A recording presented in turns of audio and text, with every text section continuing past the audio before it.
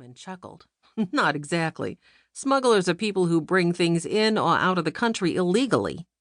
What happens if they get caught? Violet asked. It depends, said Miss Freeman. Say the smugglers brought in something that was legal to own, like jewels, but they snuck it in without paying taxes. They'd probably get a fine. Well, that seems silly, said Jessie. Why risk a fine when you could be honest and not get in trouble? Miss Freeman smiled. That is a very good question. Sadly, not everyone is as sensible as you are. Most people are honest, though. They just want to get their boats to safety. Henry pointed at a large speedboat out in the bay. I wonder whose boat that is, he said. The boat was anchored, and it didn't look like there was anyone aboard. I hope the owner hasn't forgotten about it, said Jessie. If they don't move it and the storm hits, who knows what could happen to it? The empty boat bobbing on the dark water gave Benny a bad feeling.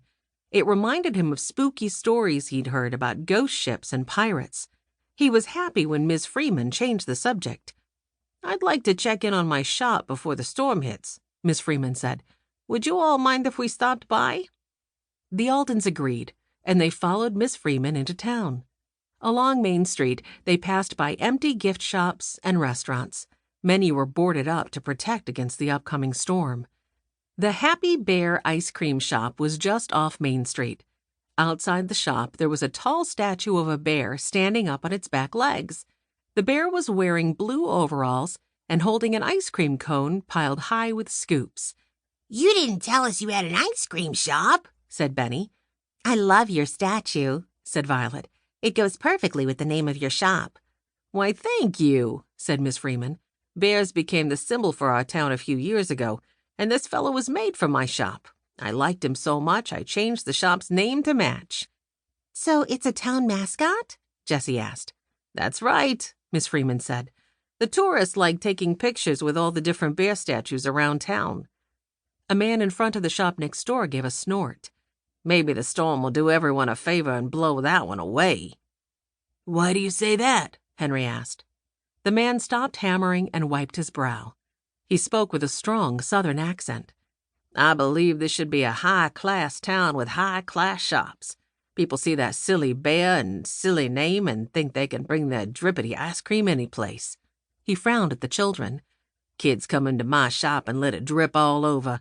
Then they touch things with their sticky hands. The man turned back to his work. At least my shop will be protected from this coming storm, he said. Once the Aldens were in the ice cream shop, Violet whispered, That man didn't seem very nice. Miss Freeman sighed. That's George Williams. He's not really so bad. He just moved here from Georgia. He doesn't understand Port Elizabeth yet. If he had it his way, there'd be only fancy gift shops like his. Why does he want you to change your shop's name? Asked Jessie. Yeah, I like the Happy Bear, said Benny. It's happy.